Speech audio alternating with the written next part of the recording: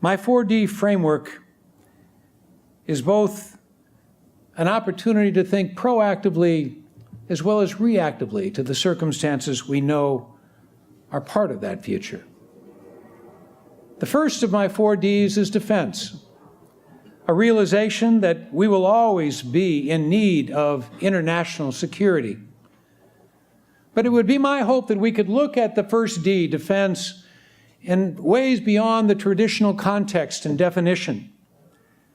That security today must not only include our military services and a recognition of the importance of modern weaponry, but meaningful security also requires that we understand the complexities, the challenges, and the nuanced policy involving biological, chemical, and cyber warfare. And health contexts too, in both geophysical as well as the transnational religious world.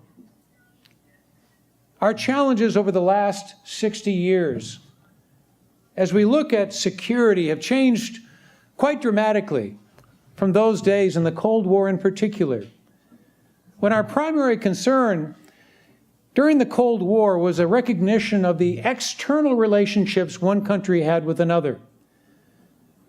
How countries in Europe or Africa, Asia or Latin America got along with their neighbors was of critical importance to us, and that external context was really our primary concern, keeping peace and stability externally as the Cold War continued. But how dramatically things have changed in the last 10 years. All one has to say is Arab Spring to realize how consequentially now the internal dynamics of any country have had profound effect on U.S. foreign policy. Far more complicated, far more intricate, far more challenging. And it's that internal dynamic, as we look at national defense and security, that will continue to perplex us for a long time to come. But nonetheless, a realization of that security responsibility and the challenges related to the first D is something we need to recognize and address successfully. The second D is diplomacy. Diplomacy is required perhaps far more now in an interactive engagement than at any time in the past.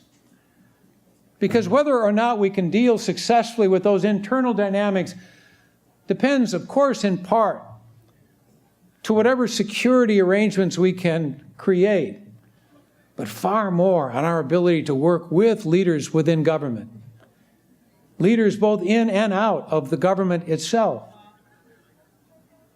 Diplomacy has to take several tiers, and we commonly call, and the ambassador can speak to this far more eloquently and with far more experience than I can, but we commonly call second track dialogues as now an increasingly important aspect of the new diplomacy.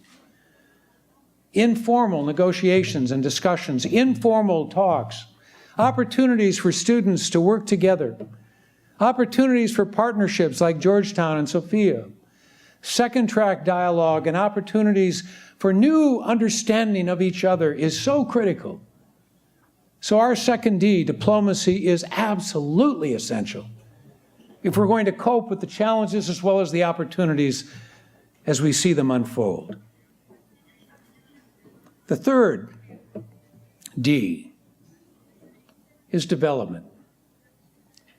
It used to be, and oftentimes it was said, that the best social policy, at least in this country, is a good job. I would argue that perhaps the best foreign policy today is a good job. The more people are employed, the more people are financially and economically secure, the more they have an opportunity to contribute to society, the more we see the economic growth and vitality produce new environments, there is a real opportunity as well to address the challenges that we know we are destined to face.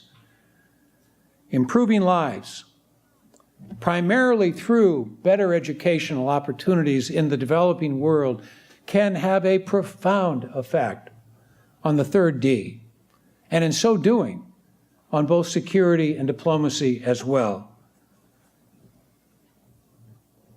The final D is democracy.